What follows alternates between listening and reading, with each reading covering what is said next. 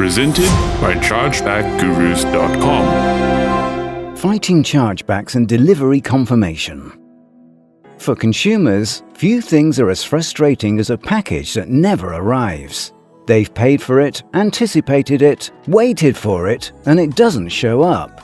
No matter what the cause, the carrier took it to the wrong address, thieves swiped it, it got lost under a conveyor belt somewhere. The buyer is going to want something to make things right, and often that means they're going to call their bank and demand a chargeback on the grounds that the merchant never delivered their order. Most carriers offer delivery confirmation, but is that really enough to protect merchants from these disputes? Merchandise not received is a chargeback reason common to all major networks, and it gets a lot of usage. It does serve an important purpose. There are plenty of fraudsters out there who will pose as legitimate merchants online, take money for orders, and never ship a single product. Unfortunately, it's also an easy reason code to exploit for friendly fraud. For some people, working out product issues with the merchant is too much of a hassle. They'd rather just call their bank and lie about never having received the product at all.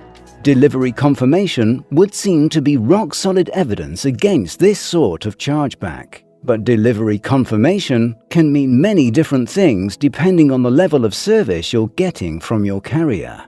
The confirmation methods themselves can also present some issues for merchants and customers. What are the different types of delivery confirmation?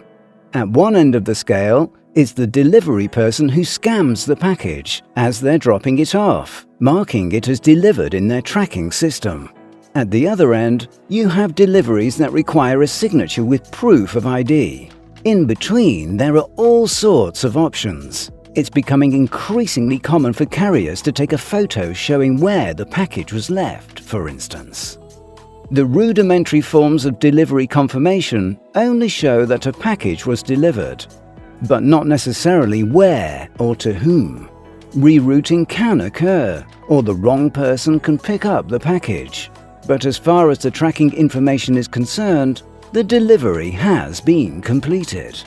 Many carriers will offer additional information along with delivery confirmation, such as aforementioned photos, or the delivery address, or a description of the location where the package was left. In terms of presenting compelling evidence against a chargeback, the most reliable form of delivery confirmation involves obtaining a signature from the recipient upon delivery. Signature confirmation doesn't necessarily guarantee that the package went to the purchaser, but you may be able to request a more restrictive type of signature confirmation from your carrier, such as requiring a signature from an adult or a resident of the delivery address. Signature confirmation can be an effective deterrent against friendly fraud, since it provides more substantive evidence that a package was delivered to the correct address. Signature confirmation can also help to reveal true fraud if it comes out that the signature obtained does not match the purchaser's. How does delivery confirmation fit into a chargeback defense strategy?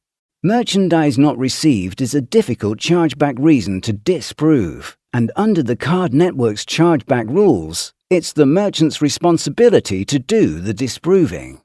Basic delivery confirmation would appear to be sufficient proof that the merchant did ship and deliver a package, but determined fraudsters will undermine it by making false claims and, in some cases, interfering with the delivery tracking process by requesting address changes or entering incorrect information.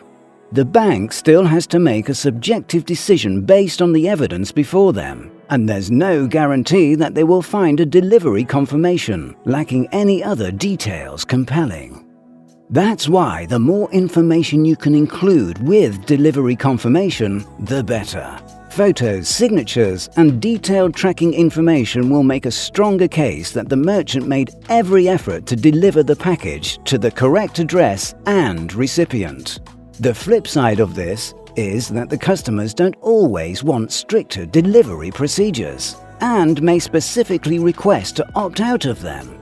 Many people aren't home during the hours when they typically receive a package delivery and don't want to have to chase it down at a pickup location because they weren't home to sign for it.